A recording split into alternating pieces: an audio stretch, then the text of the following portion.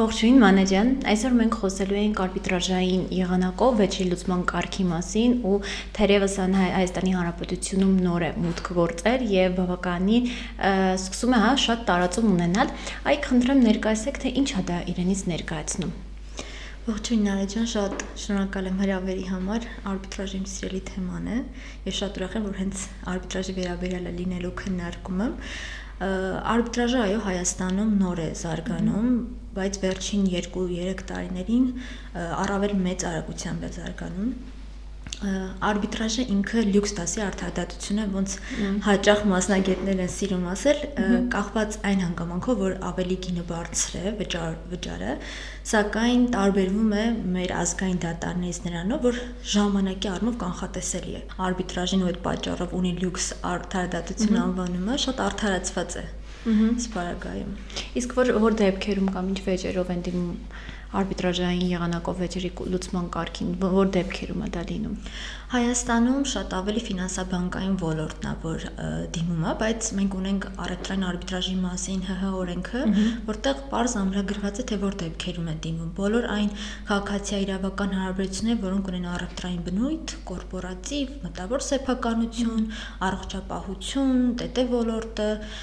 սպորտային ոլորտը, աշխատանքային որոշ հարցեր, այսինքն ցանկացած առևտրային հարաբերություն, որի հիմքում կա արբիտրաժային համաձայնություն, կարող է լուծվել կարգը արբիտրաժով։ Այսինքն, որ ասում եք համաձայնություն, եթե կողմերի միջև կնքվում է պայմանագիր ու այդ պայմանագրում չի նշվում, որ վեճերի լուծումը լինելու է արբիտրաժային եղանակով, չի նշվում, հետեւաբար իրենք չեն կարողանա այդ կարգով իրենց վեճերը լուծել։ Այսինքն պետք է պարտադիր, պայմանագրում դա նշվի։ Այսպես ասեմ, արբիտրաժը դա համաձայնության ծնունդն է։ Եթե չունենք համաձայնություն, չի կարող լինել արբիտրաժ։ Բայց ունենք այսպիսի մի ճկունություն, որ կարող է արբիտրաժային համաձայնությունը կնքվել ցանկացած փուլում, եւ պայմանագիրը կնքելու պահին, եւ երբ որ վեճը առաջանում է։ Բայց տեսեք, եթե մենք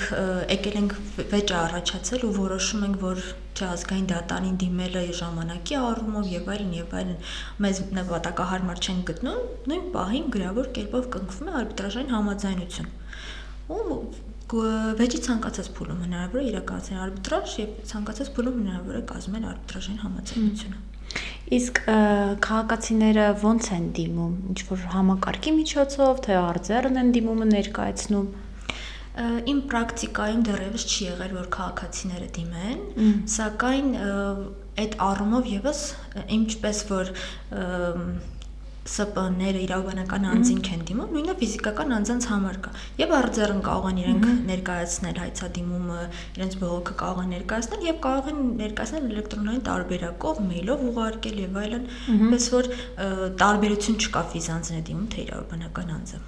Չէ, այս ավելի շատ նկատի ունեի դիմելու կարգը, դա ոնց է լինում, էլեկտրոնային եղանակով, այսինքն երկու տարբերակով է հնարավոր է ներկայացնել ու ավելի արագ է, եթե էլեկտրոնայինով են ներկայացնում, ավելի արագ է գործընթացը լինում, քան երբ որ արձեռն են բերում ներկայացնում։ Կապ չունի այդ պահին ծրագրով են ուղարկում ու մակագրվում է, թե կբերեն գրասենյակ, նոր մեր գրասենյակի կողմից մուտք կլինի, նույն արագությամբ է լինում, որովհետև մեզ մոտ դա էլ է շատ կարևոր դրված, որ ընդհանրապես ոչ մի րոպե, ոչ մի վայրկյան կողմը չտուժի ժամկետների մասով։ Շատ ճկուն է ժամկետները դատարանի նման չի լինի, որ տանես, թողնես, սպասես, քանի օր կտևի, չէ։ Այդ ձևով չի արվում։ Կարելի ասել համեմատություն ուզում էի դատարանի հետ անել, դրա համար հարցս հենց այսպես հնչեց, որովհետև գիտենք դատարանները, եթե ֆիզիկական անձի կողմից ներկայացվում է հայցադիմում, մինչև մակագրվում է, մինչև հասնում է դատավորի մոտ, բավականին երկար ժամանակ է տևում, քան երբ որ էլեկտրոնային ենք ներկայացնում ու մի քանի օրից արդեն պարզ է, թե մոտ է տվյալ գործը մակագրվել։ Տեսեք, եթե համեմատությունը տանենք դատարանների հետ, ազգային դատարանները ու ոչ միայն Հայաստանին է վերաբերվում, ամբողջ աշխարհում ազգային դատարաններին դիմելը դա հանցագործություն է կոպիտ ասած, որովհետև բոլոր տեղերում այդ խնդիրը կա։ Այդ ժամկետները վերահսկելի չի։ Ողջամիտ ժամկետ է ասված, բայց որքան է ողջամիտ ժամկետը։ Իսկ արբիտրաժը հնարավորություն է տալի, որ դու այդ ժամկետը որոշես։ Դու գիտես քանի ամսում, քանի օրում է քո գործը ավարտվելու, քո վեճը լուծվելու։ Իսկ հիմնական ինչքան է տևում ժամկետը։ Մինչև 8 ամիս, դա կախված գործից, նո հիմնական ֆինանսաբանկային գործերը ոլորտը, որոնք ավելի եւ գումարային առումով են սակավ եւ ընդհանրապես շատ չի գործը ձգձգվող, նյութերը բարդ չեն եւ այլն, 1 ամսում հնարավոր է եւ վարույթ ընդունել եւ վճիռը կայացնել եւ կողմերը ծանոթվում են, դրանից 3 ամիս հետո ուղարկվում է հարկադիր կատարման ու վերջ։ Իսկ կողմերը իրենք անձամբ են ներկայանում, թե կարող են նաև ներկայացի միջոցով ոնց դատարանում է լինի։ Միանշանակ կարող են նաև ներկայացուցիչի միջոցով կարող են իրենք։ Այսինքն կարելի ասել նույնն է, ուղղակի մի քանի բան կա, որ տարբեր է ժամկետների հետ կապված։ Ոչ այդ ֆորմալ ձևը, որը ունի դատարանը, արբիտրաժը չունի։ Այդ օրինակ ինչ որ մի բան սխալ է, փաստաթուղթը եւ այլն, ձևական պահանջները հետ ուղարկել եւ այլն, արբիտրաժը այդ ամենը չունի։ Մենք հնարավորություն ունենք, որ կողմի համար հնարավորինս մատչելի լինի արբիտրաժից օգտվելը, ճկուն լինի ավելի շատ, այդ ձգձգումները անհարկի, տանել, բերել կողմին անպայման ներկայություն ապահովել, ներկա չլինի սպասել, այդ ամենը չկա։ Եվ որքան արբիտրաժային համաձայնությունը հստակ է գրված լինում, որովհետև ես շատ կարևորում եմ նաև դա, որ իրավաբանները, ովքեր որ ներառնում են արբիտրաժային համաձայնություն պայմանագրերում, հստակ նայեն, որ արբիտրաժային համաձայնությունը յուրաքանչյուր կետին անդրադարձած լինի։ Ժամկետները, որ ժամկետում, արդյոք կարիք կա տետատետ հանդիպում կազմակերպելու, թե ոչ, փաստաթղթերին ձևաչափով ներկայացնել արբիտրաժի վայրը, արբիտրաժի լեզուն, եթե մի կողմ օրինակ Հայաստանի Հանրապետության քաղաքացի չի կամ կազմակերպությունը, ում հետ կնքված է պայմանագիրը Հայաստանի Հանրապետությունում չի գտնվում, որ երկրի օրենսդրությամբ վեճը լուծվի, շատ ճկուն է, եւ եթե օրինակ մենք ազգային դատարանում խնդիր ունենք վճիռը, փաստաթղթերը ամբողջությամբ թարգմանելու, այստեղ միանգամից հնարավորություն ունենք այդ լեզվով արտադատությունը իրականացնելու, արբիտրաժի գործընթացը իրականացնելու։ Որ ասում են պետական լեզուն հայերենն է, այսինքն այդ կանոնը չի գործում։ Դե պետական լեզուն էլի հայերենն է, բայց եթե ես ու դուք որոշել ենք, որ մենք կարող ենք իտալերենով իրականացնել մեր արբիտրաժը, որովհետև իմ կազմակերպությունը օրինակ Իտալիայում է գտնվում ու ում վերաբերվելու է այդ վճիռը ի վերջո, ինքը իտալացի է ու պետք է հասկանա, ես էլ դուք էլ հասկանում ենք այդ լեզուն, մեզ համար ինչ տարբերություն։ Հայերեն անենք, թարգմանենք, ուղարկենք ու մեզ մոտ հայերենով է նաև այն պատճառով, որ հրապարակվում է հետո։ Այ արբիտրաժի կարևոր կոմպոնենտներից մեկը իր գաղտնիությունն է։ Ոչ մի տեղ դուք երբեք չեք կարող ինչ-որ մի արբիտրաժի վճիռ գտնել։ Ի տարբերություն դատարանների, որ դատարանեքսում ամբողջովին հրապարակվում է, ընդ որում չնայած եւ լավ եւ վատ կողմերն ունի, օրինակ երբ որ ինչ-որ մի գործ ենք ստանում, հա, դատական գործ ենք ստանում, մեզ կոնկրետ ինձ միշտ հետաքրքրում է տվյալ գործը դատական պրակտիկայում ոնց է լուծում նմանատիպ փաստական հանգամանքներով, ու դու կարողանում ես դատալեքս համակարգի միջոցով ուսումնասիրել այդ նմանատիպ գործերը, բայց արբիտրաժի դեպքում եթե դրանք հրապարակային չեն, հետեւաբար դու չես կարող հասկանալ, թե տվյալ գործը օրինակ արբիտրաժի միջոցով, հա, ոնց է դա լուծվել, ինչ պրակտիկա ունենք եւ միգուցե դա ոնց որ չի կարողանում խթանել արբիտրաժային պրակտիկայի զարգացմանը։ Տեսեք, այդ մասով քննարկումների դեպ շատ են լինում ու կան նաև արբիտրաժային հաստատություններ, ովքեր ոչ տվյալներով, անձնական տվյալները, նույնականացվող տվյալները ամբողջությամբ փակ ձևով հրապարակում են, դա ոչ Հայաստանում իհարկե, հրապարակում են այդ ձեր ասած պրակտիկային տիրապետելու համար, բայց մեզ մոտ դա չկա ու լավա, որովհետև համել Հայաստանը որպես փոքր պետություն մեկը մյուսին ճանաչելը ու շատ դեպքերում, քանի որ բիզնեսներ օրինակ չեն ցանկանում, որ իրենց վեճերը հայտնի դառնա մարդկությանը, իրենց գործընկերներին եւ այլն, այդ իմաստով շատ լավ է, բայց պրակտիկա իմաստով այն գործերը, որոնք հետո բողոքարկվում են առաջինացիանում, այդ մասով հնարավոր է արբիտրաժի գործերին ծանոթանալ, բայց միայն այդ մասով։ Այսինքն ստացվում է միևնույն, երբ որ դու դատարան ես ներկայացնում հայց, միևնույն բոլորը իմանում են, որ քո առնչությամբ կամ ինչ-որ մեկի դեմ դու ներկայացրել ես որևէ հայց։ Այո, գաղտնիությունը տվյալ դեպքում չի պահպանվում։ Դրա համար արբիտրաժի վճիռը այնպես չի, որ առաջին հայցանի վճիռների նման հնարավոր է անընդհատ բողոքարկել կամ միանգամից տանել բողոքարկման հիմքերը այնքան քիչ են, որ այդ էլ արվածային պարագայում, որ օրինակ եթե արբիտրաժային համաձայնություն չկա, կողմը տեղյակ չի եղել, որի վերաբերյալ վարույթ կա, այդ դեպքերում է լինում, որ շատ քիչ են էլի դեպքերը, որ հնարավորություն կա բողոքարկելու, որ դա էլ հանրային դառնա արդեն։ Իսկ վեճի լուծման մասով մի քիչ այնքանով համաձայն չեմ, որ պրակտիկա չի ձևավորվում, որովհետև արբիտրաժի վեճի լուծումը այդ երկու անձի համար է կարևոր որ լուծվի։ Ու իրանք ամբողջ ընթացքին ներգրավված են ու կարող են վեճը այնպես լուծել, ինչպես իրանք ցանկանում են, երկու կողմը համաձայն լինի այդ վեճի լուծմանը։ Ու այդ իմաստով, քանի որ շատ էլ նույնը բովանդակ չի լինում վեճերը, դրա համար կարծում եմ ոչինչ, որ պրակտիկան այդ մասով տուժի, կարևոր գաղտնիությունն ու հեղինակությունն է կողմի։ Կարելի ասել այս պարագայում ընկերության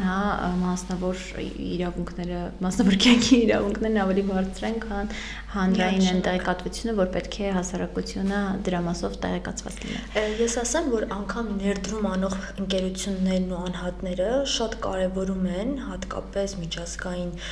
մակարդակով, որ տվյալ պետությունը, որտեղ որ իրենք ներդրում են անելու, լինի արբիտրաժամետ, այսինքն արբիտրաժի վերաբերյալ օրենք ունենա, վերապահում ունենա, որովհետև իրենց համար մի քանի անգամ հեշտանում է։ Մենք Հայաստանում էլ ունենք գործեր, լինում են, որ էլի մյուս կողմը միջազգային ընկերություն է, ու դիմում են այստեղ արբիտրաժային հաստատության միջոցով կամ ad-hoc արբիտրաժի միջոցով վեճը լուծում են, ու դա իրենց համար շատ հեշտ է։ Եվ հարկադիր կատարումն է հեշտ ապահովում եւ վեճն է հեշտ լուծվում, իմանում եմ, որ օրինակ 7-8 ամսվա ընթացքում կախված վեճի բարդությունից կամ ոնց են իրենք պայմանավորվում, գիտեմ, որ այս ժամկետում այս վեճը լուծվելու է։ Օրինակ, եթե մատակարող ընկերություն է, ինքը մատակարարումը գումարները չեն վերադարձնում, դեռ շարունակում է մատակարել, դիմում է ազգային դատարան, գնաց գործը տարիներով, ամիսներով, հետո բողոքարկվում է տարիներով, ամիսներով, դու այստեղ ավելի լավ է դու քո դեմ ունենաս վճիռ, բայց իմանաս վերջացավ, քան այդ տարիներով անորոշ սպասումները, անընդհատ բողոքարկումները, ժամկետներ, ֆինանսներ, ռեսուրսներ մարդկային։ Ճիշտ եք ասում, այդ անորոշությունն ավելի սարսափելի է, նույնիսկ եթե վերջում այնպիսի վճիռ է կայացվելու, որը օգուտ քեզ է լինելու, ավելի կարելի ասել սպանություն է դա, քան որ դու գիտես, որ վերջ վճիռը կայացվել է, ես վերջնական գիտեմ, որ այս հարցը այդ ձևա լուծվել։ Կարող է ֆինանսական առումով ավելի ձեռնտու լինի անգամ։ Հենց եթե քո դեմ վճիռ է կայացվել, դու պետք է այդ գումարը օրինակ պատկասենք վճարես, ավելի մատչելի լինի, քան այդ տարիներով դատանի, փաստաբանի ծախսերը։ Ներվերը, հոգեբանի ծախսերը, ներվերից գնում հոգեբանի։ Հայաստանում էլ զարգանում հոգեբանությունը։ Այո, հնարավոր է եւ ծախսերը ավելի շատ լինեն։ Իսկ երբ որ դիմում են արբիտրաժի, դիմում են, այնտեղ ինչ որ պետական տուրքեր կան, ինչ որ հատուկ վճարներ կան, այո, դա արդեն որոշում է, եթե արբիտրաժային հաստատությունը ինստիտուցիոնալ արբիտրաժային համակարգն է, այդ դեպքում կազմակերպությունն է որոշում որքան արբիտրաժային վճարը, իսկ եթե ad-hoc է արդեն հենց անհատն է որոշում։ Դրա մեջ այսինքն ներառվում է եւ նաեւ այն մարդու, բարձրացությունը, որ վերջնական որոշում է կայացել եւ նաեւ քարտուղարության ծախսերը։ Իսկ դրանք մոտավորապես ինչքան է իրանց օրինակ դատարանում մի պահանջը, եթե 20000-ը զուտ այն մասով եմ հարցնում, որ մարդիկ հասկանան, թե ինչքանից է սկսվում տվյալ գումարի չափը։ Տեսեք, հայաստանյան արբիտրաժներում սկսվում են դեռ 3000-ից սկսված կա, մինչև արդեն 60-70 հազարներ ու ավելի շատ։ Շատ տարբեր է կախված վեճի բնույթից, կախված արբիտրաժային հաստատության որոշումից, թե ինչպես կպայմանավորվեն հայցվոր կողմի հետ օրինակ։ Ինչի համար եմ հարցում, էլի զուտ դատարանի հետ համեմատություն եմ ուզում անել, հասկանալով, որ որն է ավելի ձեռնտու մարդու համար։ Եթե դատարանում, այսինքն 3 պահանջով 60000, ձեր դեպքում կարող է օրինակ, չգիտեմ, ամենաբարդ գործը 60000-ով կոպիտ ասած բրտնի այդ բանը, քաղաքացին։ Ես դրա համար խոսքի սկզբում ասացի, որ արբիտրաժը լյուքս դասի արտադատությունը, այդ իմաստով ավելի շատ է վճարվում։ Հայաստանում շատ չնչին է վճարվում։ Միջազգային արբիտրաժային գործերով սարսափելի մեծ են արժեքները։ Մի քանի տասնյակ հազար եվրոների ու դոլարների մասին է խոսքը մի արբիտրաժային գործով։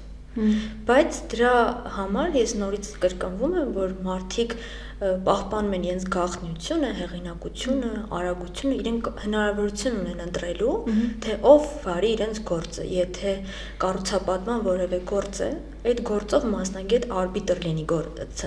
օրինակ կարող են որոշել նաև արբիտրների կազմը,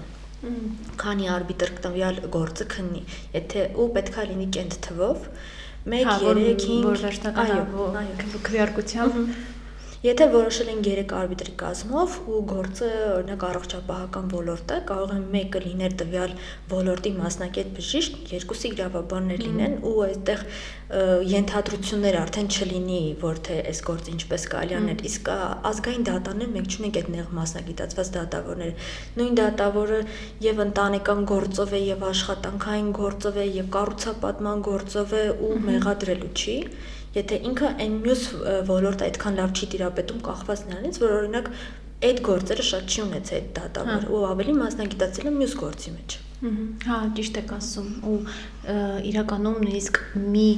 ինստիտուտից մյուս ինստիտուտ, հա, այսպես ասած, տեղափոխվելը գործի վարելու հետ կապված, դա ինչքան պետքա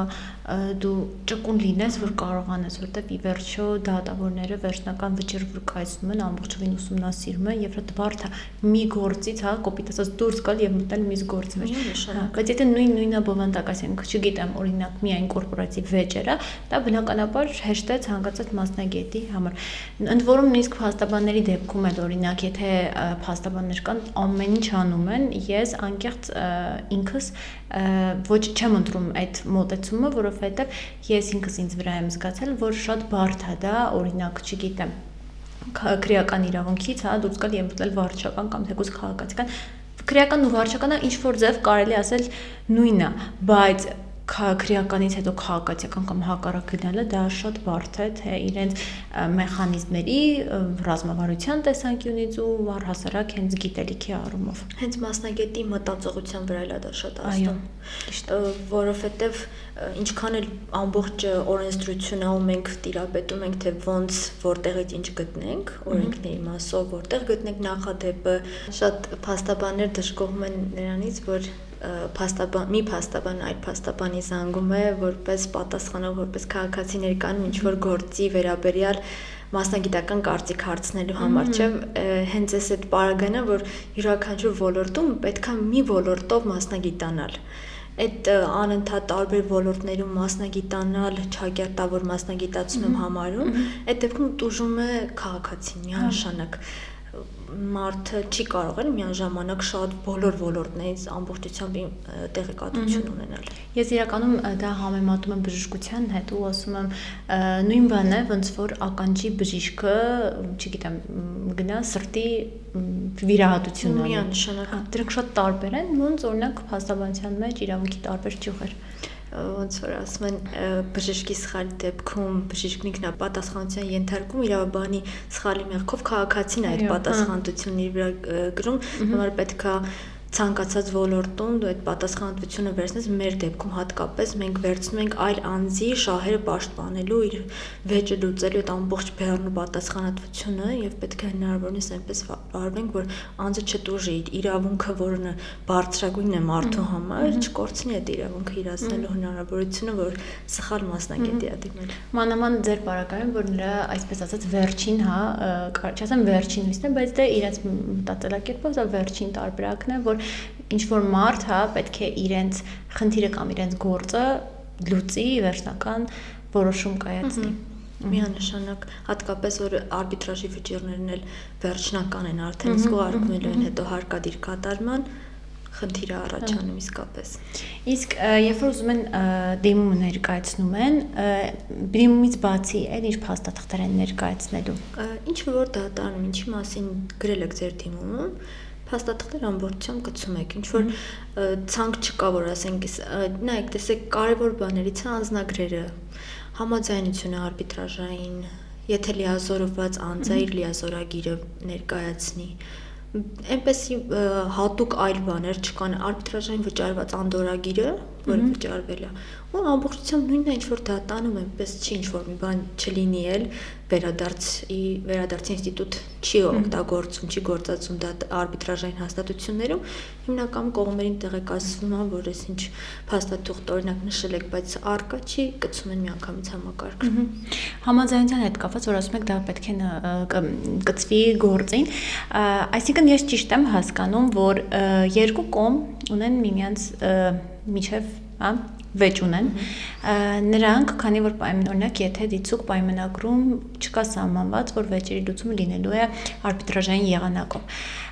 նրանք կոպիտ ասած հանդիպում են, համաձայնագիր են կնքում, համաձայնություն են ձեռք բերում թղթային տարբերակով, որ մենք ուզում ենք, որ մեր վեճը լուծվի արբիտրաժի միջոցով, հա։ Դա այդ հանդիպումից հետո իրենք այդ համաձայնությունը ձեռք են բերում թղթային տարբերակով եւ դա, հա, ստորագրված ներկայացնում են արբիտրաժին։ Այո։ Բայց արբիտրաժ ներկայացնելուց արդեն իսկ այդ համաձայնությամբ էլի։ Հա։ Իսկ եթե պայմանագրում նշված է, նման համաձայնություն պետք չէ առանցին գրել։ Չէ, կարող է եւ առանցին եւ հենց պայմանագրում նշված տարբերակով լինի, բայց եթե օրինակ նշված լինի, որ X արբիտրաժային հաստատության միջոցով լուծվի, բայց ներկայացում այլ արբիտրաժային հաստատություն, սա եւս անհամաձայնություն է։ Եթե աթոք արբիտրաժի միջոցով դա եւս խնդիր է, եթե ներկայացում է մշտապես գործող արբիտրաժային հաստատություն։ Ավելի լավ է ընդհանուր նշել, կոնկրետ հաճ նշել, որ այդ կոպիտ ասած խնդիրները չառաջանա։ Տարբերությունների մասին, այ տարբերությունների մասին էլ որ ներկայացնեք ավելի ոնց բարձ լինի բոլորից համար։ Արբիտրաժը երկու տեսակ է լինում՝ ինստիտուցիոնալ եւ աթոք։ Ինստիտուցիոնալը դա այն է, որ մշտապես գործող արբիտրաժային հաստատություն գոյություն ունի, կազմակերպություն է, մոտենում են հենց տեղում, ունի քարտուղարություն, ամբողջ իր կանոններ ունի եւ այլն։ Իսկ աթոքը դա անձն է, ում որ երկու անձի միմյանց միջև ունենում են վեճ, որոշում են, որ արբիտրաժի միջոցով են վեճը լուծելու, բայց որևէ կազմակերպության չեն վստահում, որևէ նախընտրելի արբիտրաժային հաստատություն չունեն, բայց որոշում են, որ տվյալ ոլորտի X անձնավորությունը շատ հարմար է վեճը լուծելու համար, վստահում են, դիմում են այդ անձին, էլի արբիտրաժային համաձայնությամբ ամբողջությամբ նույնն է, ինչ որ ինստիտուցիոնալ արբիտրաժին դիմելու դեպքում, ուղղակի այս դեպքում նշվում է, որ այս անուն ազգանով մարդը պետք է հանդիսանա մեր արբիտրաժը լուծող արբիտրը։ Իսկ հիմնականում ինչքան նիստեր է լինում ձեր մոտ։ Նիստեր որպես այդպեսին չի լինում, որովհետև հենց արբիտրաժային համաձայնություններում բացառապես նշվում է միանգամից, որ գրավոր լինի, կարող է լինել նաև բանավոր, բայց դա էլ է պլյուս, որ նշված լինի գրավոր ու գրավոր ընթացակարգով է լինում։ Լինում են դեպքեր, երբ որ կողմը միջնորդումը բանավոր լսումներով իրականացնի, հիմնականում մեկ լսումով բավարարվում են, չգիտեմ, դեպքեր կլինեն վստահաբար, որ մի քանի հանդիպումներ լինեն, դրանք ավելի ծավալով մեծ գործեր, բայց ֆինանսաբանկային ոլորտում գրեթե հանդիպումներ չեն լինում։ Այսինքն, երբ որ դիմում ներկայացում են ու տվյալ գործը ձեր ասացի պես եթե ամենաշատը 8 ամիս է տևում, հա, այդ 8 ամսվա ընթացքում արբիտրաժը ինքը ուսումնասիրում է, հա։ Տեսեք, 8 ամիսը հիմնական արբիտրաժի կանոններով, կանոնակարգով է որոշում, որ առավելագույնը 8 ամիս, որ ես եթե որոշել եմ, որ վեճ ունեմ ու դիմում եմ տվյալ արբիտրաժային հաստատությանը, տեղեկանեմ, որ 8 ամսից ավել ես չեմ սպասելու իմ վճիռը, որ հրապարակվի, բայց հիմնականում 1 ամսում տեղի է ունենում վճիռ կայացումը, այդ կախված կլինի գործի ձգձգման պայմաններով, որ ինչ որ խնդիր առաջանա, որի պատճառով սպասենք ինչ որ այդ խնդիրը հարթվի, հետո նոր շարունակվի եւ վճիռ կայացվի, իսկ մնացած դեպքերում կարող է հենց միանգամից արբիտրաժային համաձայնությամբ որոշվի, որ այսքան ամսում է որոշվում, որ պետք է լուծվի։ Արբիտրաժները իրենք ունենում են, որ երբ որ կողմը գալիս ներկայանում է վեճը լուծելու համար, հստակ ներկայացնեն, որ գիտեք 8 ամսում է լուծվելու, դուք համաձայն եք արդյոք մեր արբիտրաժի միջոցով թե ոչ։ Հիմնական 8 ամսից ավել չի լինում, որտեղ իմաստ էլ չի լինում ավելի երկար։ Հա, իրականում հա 8 ամիսը կոպիտ ասած ինչ պետք է լինի։ Հա, օրինակ դատարանների դեպքում, եթե ինքը ասենց երկար է ձգձգում, դա ոչ թե գործի բնույթը, բնականաբար բարդություն էլ կապ ունի, այլ ավելի շատ որ դատարանները զբաղված են, նիստերը շատ ուշ են նշանակում։ Իսկ ձեր դեպքում որ չկա նիստ, ավելի արագ է։ Այդ չի պատճառը։ Դատարանները շատ դեպքերում գործերը հետաձգում են դատավորի հիվանդը, դատավորը փոխարինվում է, տեղափոխվում է այլ դատարան, հիվանդը արձակուրդում է եւ այլն, մյուս նիստը երկար տևեց, մյուս նիստը հետաձգվում է ու շատ դեպքերում ոչ արդարացի ձգձգումներ են լինում դատարաններում, եկեք փաստենք, իսկ արբիտրաժը այդպես չի։ արբիտրաժի դեպքում այդ պատասխանատվությունը կողմի մոտ ավելի շատ է, քան դատարանների մոտ, որովհետև արբիտրաժին հենց ուղղակի կողմը գալիս վճարումը, որ իր գործը իրականացնի, արբիտրին տեսնում է, արբիտրի հետ պայմանավորվում են շատ կողմերը միասին, օրինակ չի լինում, որ մի կողմի հետ անդադու քննարկումների մեջ լինես, մյուս կողմի հետ չէ, ամբողջությամբ հավասարապես տեղեկանում են, որ գործը այսքան ժամանակում պետքա իրականացվի, դատարանները այդ պատասխանատվությունը չունեն, ոչ թե վիրավորելու մասով եմ ասում դատարանները հանգիստ են այս գործը չէ մյուսը, ու սենց հազարավոր գործեր գալու են մուտք են լինելու։ Արբիտրաժը յուրաքանչյուր գործի վերաբերյալ այդ պատասխանատվությունը վերցնում է, որտեղ այդ անձը եկել կոնկրետ գումար է վճարել կոնկրետ գործի համար, որ այդ գործը իրականացվի։ Դրա համար արբիտրաժում ավելի շատ են պատասխանատվությամբ մոտենում գործերին։ Իսկ օրինակ ձեր պրակտիկայում ինչ խնդիրների եք բախվել հենց այս ոլորտում։ Դա մասնագետների մասով է, որ խնդիրը ես նկատել եմ, մեկ էլ ոչ այնքան տեղեկացվածությունը, որ նախ պետք է արբիտրաժային վարույթներ նախաձեռնել գործն սկսելուց առաջ քաջատեղյակ լինել, ինչ գործը պետք է իրականացվի, ամբողջությամբ տեղյակ լինել, ոլորտը ուսումնասիրել, նոր հանձնառնել որևէ այլ անձի վեճը լուծելուն, մեկ էլ արդեն որ քիչ է տեղեկացվածությունը պատասխանողների մոտ առավել շատ է քիչ, որտեղ շատերը չեն հասկանում ինչ արբիտրաժ, ինչ է ինձ ներկայացնում, ոնց է ստացվել, արդյոք դա դատարանն է, ով է որոշել, որ այդտեղ պիտի լինի, շատերը չեն տեսնում, որ պայմանագիրը ստորագրում են ու պայմանագրում արբիտրաժային հաստատության վերապահում կա նշված, չեն հասկանում մարդիկ, որտեղ շատերը չեն կարդում ինչ են ստորագրում, այդպիսին է խնդիրները, բայց նկատելի է, որ Հայաստանում այդ բացը լրացվում է, որտեղ ֆինանսաբանկային ոլորտը եթե չասեմ 100%-ով, ապա գոնե 70% պլյուս քանակով դիմում են արդեն արբիտրաժներին, արդեն ներառում են արբիտրաժային վերապահումներ պայմանագրում, որտեղ շատ ավելի հեշտացնում է բանկերի, ֆինանսաբանկային կազմակերպությունների գործը, եթե արբիտրաժի միջոցով է վեճերը լուծվում։ Իրականում նույնիսկ դատարանների համար էլ է սա լավ, որովհետև այս գործերը, որոնք որ ձեր մոտ է քննվում, դատարանները, այսպես ասած, էլ այդ գործերով չեն զբաղվի ու իրենց մոտ կթեթևանա ու դատարանները այնպիսի գործերով, իրենց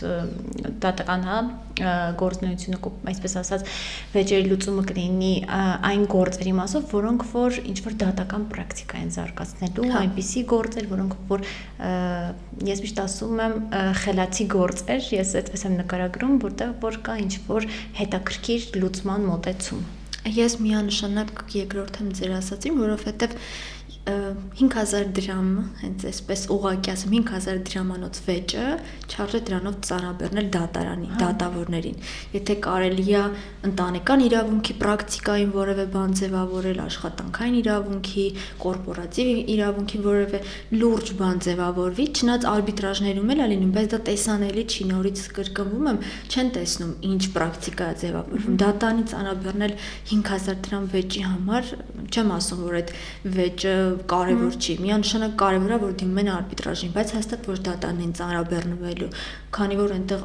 շատ բազմաբնույթ վեճեր են գնում, ու առանց այդ էլ դատարանները նաև պարտավորված են օգնել արբիտրաժին, եթե օրինակ չեն կարողանում ad-hoc-ի ժամանակ արբիտր ընտրել կամ որևէ խնդիր կա վճիռը չեղել ճանաչելու մասով, եթե 5 միլիոն դրամից ավել է բռնագանձման պահանջը հարկադիր ուղարկելու, առանց այդ դատարանները օգնում են նաև արբիտրաժին ու ծանրաբեռնել նման տեսակ գործերով անիմաստ է։ Իսկ հիմա արբիտրաժները իսկապես շատ մեծ քանակի բեռև թեթևացրել են դատարանի ծանրաբեռնվածությունը։ Օրինակ գումարի բռնագանձման պահանջներով դիմում են։ Միանշանակ հենց այդ պահանջով դիմում են։ Որ ասում եք 5000 դրամ, գիտեք օրինակ ինչն է տարբերությունը, ես ընթացքում որ ասում եի, այդ ամեն ինչը ես ոնց որ նկատում եք, ես տարբերություններն եմ գտնում կամ համեմատում եմ։ Օրինակ գումարի բռնագանձման պահանջների դեպքում, երբ որ հայց ներկայացվում է, նաև միջնորդություն հայցի ապահովում, մյուս կողմը չի իմանում դրա մասին։ Իսկ արբիտրաժի դեպքում երկու կողմերը իմանում են դրա մասին, չէ՞։ Գումարի բռնագանձումը, բայց համաձայնությունը որ ասում եք, եթե էլի ունենք մենք հայցի ապահովում, պատասխանողը չի իմանում, որ հայցի ապահովում է։ Այս դեպքում այսինքն համաձայնությունը չի ներկայացվում, չի գծվում։ Ներկայացումը, տեսեք, եթե ես ներկայացնում արբիտրաժ հայցադիմում, որ գումարի բռնականության պահանջով, բայց հստակ տեղյակ եմ, որ պատասխանող կողմը ունի բավական մեծ գույք, որը հնարավոր է օտարի եւ այլն, այս դեպքում նաեւ միանգամից հայցի ապահովում է ներկայացում, բայց եթե օրինակ մեր վեճը ի հայտ է եկել այն ժամանակ, երբ որ չի եղել արբիտրաժային համաձայնություն, եթե ձեր ասածը դրան է վերաբերում, որ այդ պահին համաձայնություն կնքենք իմանան, դες դեպքում անիմաստ կլինի, որտեվ կողմի Սա դատան են դիմելու, բայց մենք շատ դեպքեր ենք ունենում, որ դիմում են արբիտրաժ վեճի լուծելու համար, միանշանակ միջանկյալ վճռակայացում արբիտրաժի կողմից ու հարկադիր կատարման միջոցով կալանք է դրվում գույքի վրա, մինչև գործի ավարտը։ Այդ համակարգը եւս ունի, շատ ճիշտ է կան, որ համեմատում եք անդադար դատարանն ու արբիտրաժը, դա շատ համեմատելու է։ Դե հա, որ հասկանաս որն է ավելի արդյունավետ, որ այնպես չի, որ արբիտրաժում որևէ կերպ պատասխանողի կամ հայցվորի որևէ իրավունք ոտնահարվում է եւ այն չէ, ամբողջությամբ նույնն է ինչ որ դատարանում, բայց այդ ճկունությունը, հեշտությունը, հարմարավետություն, գաղտնիություն, կողմերին արբիտրի ընտրելու հնարավորություն, ամեն ինչ շատ առավել բարենպաստ է կողմերի համար, քան ազգային դատարանի դիմելը։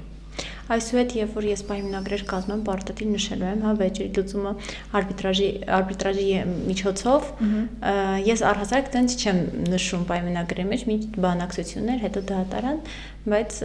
արդեն այսուհետ այդպիսի կետ կավելացնեմ պարտադիր։ Ես վստահ եմ, երբ որ հասնեք արբիտրաժին ու գործընթացը սկսվի, կսիրահարվեք արբիտրաժին։ Հա, ես արդեն քիչ-քիչ սիրում եմ,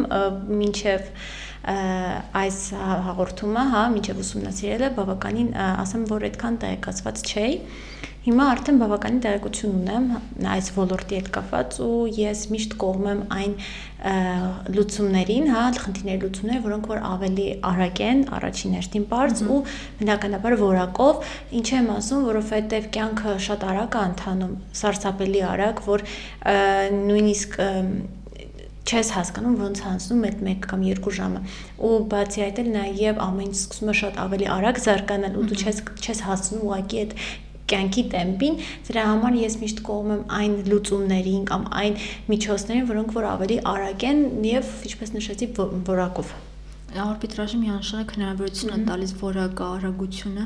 ապահովելու ու բիզնեսի համար հատկապես ամեն վայրկյանը, որ գումար արժի, եթե դու ամիսներով, տարիներով պիտի սպասես, միանշանակ շատ արագ, պարզ բռնագանձումներն էլ արագ է տեղի ունենում, քանի որ մինչև 1 միլիոն դրամ հայցապահանջները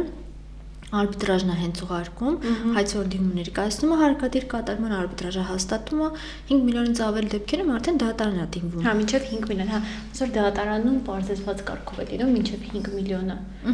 Հա, 5 միլիոնից հետո արդեն ընդհանուր վարույթով է գործը քննվում։ Այո, մեզ մոտ բոլոր արբիտրաժում բոլոր հնարավոր պայմանները ստեղծված են կողմերի գործը էլ ավելի հեշտացնելու համար։ Ու այդ պատասխաններն էլ կապնել կողմերի միջև, հատկապես եթե ինստիտուցիոնալ արբիտրաժի մասին ենք խոսում, որ կա գրասենյակ, հեշտացնում են։ Մեզ մոտ օրինակ եթե պետքա գան դիմում ներկայացնեն, մենք եւ փաստաթղթերը կազմելու ձևն ենք ցույց տալի գրասենյակում, ինչպես արվի այդ ցկցկումները այնպես չնի որ սխալ են գրել վերադարձնում են կրկին բերեք չէ ամբողջությամբ օգնում են դատարանի նման չի որ զանգես օրինակ չպատասխանեն դատարանից այդ ամեն ինչ անդադ կապը արբիտրաժը ապահովում է որ կողմը որևէ անհարկի ցկցկումների պատճառով վեճի լուծման ընթացքը չհետաձգի նույնիսկ որ դուք եք օգնում անձին դիմում գրել շատ դեպքերում էլ փաստաբանի կարիք էլ չեն ունենա եթե պետք է ուղղակի դիմում ներկայացնենք իսկ փաստաթղթերով ու ընթացքը արդեն ինքը գրավոր ընթացակարգով է լինելու, այս դեպքում նույնիսկ փաստաբանի կարիք չի լինի։ Քանի որ արբիտրաժում վեճը ամբողջությամբ առևտրային բնույթի վեճ է, բավական է այն, որ ինչ փաստաթուղթ որ կա, ներկայացվի։ Արբիտրը այդ փաստաթղթերը ուսումնասիրելու հիման վրա է վեճը լուծելու, ոչ թե փաստաբանի հիմնավորումներով, ոչ թե վերլուծությամբ։ Հա, բացարձակ չի տեսնայելու ով ինչա հիմնավորում։ Փաստերը, որոնք որ առկա են, եթե կողմը բոլոր հնարավոր փաստերը ներկայացրել է, վերջ։ Ուղղակի փաստաբանը հուշում է թե ինչ փաստեր ներկայացնես։ Կարող է շատ դեպքերում այդ մարդը, հա, օրինակ, չգիտեմ, ընկերության տնօրենը չի հասկանում, որ այս փաստական հանգամանքը պարտադիր է նշել ու նաև դրան առնչվող փաստաթղթերը։ Միանշանակ ես շատ ճիշտ եմ համարում, որ ցանկացած ոլորտում դիմել մասնագետին։ Անկախ նրանից մեզ մոտ արբիտրաժում հնարավոր բոլոր տարբերակներով կօգնեն, թե ոչ, դիմել մասնագետի հետ։ Որտեղ մենք հստակ որքան էլ իմանանք, թե նույն բժշկի օրինակի վրա գնամ, որ եթե գիտես որտեղը տա ցավում ինչ անել, մեկը բժշկի դու պիտի դիմես, որտեղ կարող դու չհասկանաս որտեղն է իրականում ցավում, չէ՞։ Դրա համար միշտ մասնագետի դիմելը ճիշտ է ու մեր լսողներին ես խորհուրդ կտամ, որ փաստաբանի անպայման դիմեն, որտեղ իրավական շատ խնդիրներ, եթե չեն լուծում փաստաբանի միջոցով, փաստաբանի խորհրդատվությունից խուսափում են, շատ հարցերում հետո ավելի բարդ խնդիրներին առաջանում, որտեղ շատ գործեր կան, երկրորդ անգամ դու չես կարող նորից նույն վեճով դատարան դիմել, արբիտրաժ դիմել եւ այլն, ու այդտեղ ժամանակ ես կորցնում, ռեսուրս ես կորցնում եւ արդեն ոտնահարված իրավունք ես կորցնում։ Հա, շատ ճիշտ եք ասում։ Ու վերջում ուզում եի հարցնել, ավելի ճիշտ ասել, թե ինչ խորհուրդ կտաք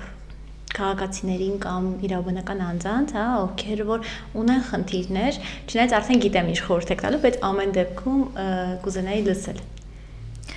Խորհուրդ կտամ եւ ֆիզիկական եւ իրավաբանական անձանց, որ երբեք չանտեսեն իրենց խախտված իրավունքը։ Ցանկացած խնդիր, որը առաջ է գալիս ու ցանկացած իրավական խնդիր, դիմել միանգամից մասնագետի, այս դեպքում փաստաբանի միանգամից դիմել, փաստաբանն էլ արդեն միանշանակ կուղղորդի, եթե վեճ ունենք, որ կարգով է ճիշտ լուծել այդ վեճը, եթե արբիտրաժային խնդիրներն եք, եթե առևտրային բնույթի վեճեր ունեք, որևէ գումարի բռնագանձման պահանջներ եք ու չգիտեք դատարանում որքան ժամանակ սպասել, միանշանակ կարող եք նաև արբիտրաժներին մոտենալ, արբիտրաժային հաստատություններ մոտենալ ու եւ խորհրդատվություն ստանալ անվճար եւ օգնություն ստանալ, թե ինչպես դիմել արբիտրաժ եւ ինչպես վերականգնել խախտված իրավունքը։ Շատ շնորհակալ եմ, Մանե ջան, իրականում ես իմ ոդկասթների շրջանակում միշտ վեր եմ հանում այնպիսի թեմաներ, որոնք որ շատ մարդիկ տեղեկացված չեն լինում, նույնիսկ նաև մասնագետները, ինչու՞ չէ նաև օրինակ ես փաստաբան լինելով այդքան այս ոլորտին ծանոթ չէի, ինձ համար էլ էր շատ հետաքրքիր ու կարևոր էր, որ ես տեղեկացված եղա ու իմ հաղորդումների, հա, ոդկասթների շրջանակում միշտ այդպիսի թեմաներ եմ վեր հանում ու այսօրվա թեման էլ ուներ իր, այսպես ասած, յուրահատկությունը, որ ներկայացվեց այնպիսի մի ինստիտուտի մասին, որը Հայաստանում մուտք է գործել ու սկսում է զարգանալ։ Շատ շնորհակալություն ձեզ, Մանե ջան։ Ես եմ շատ շնորհակալ Նարե ջան եւ հրավերի համար եւ թեմայի ընտրության համար, հուսամ օգտակար կլինի նաեւ մեր լսողների համար։ Շնորհակալ եմ։ Չմոռանաք հետևեք Buzz TV YouTube ալիքին ըստ օրենքի հետագա ոդկասթները դիտելու համար։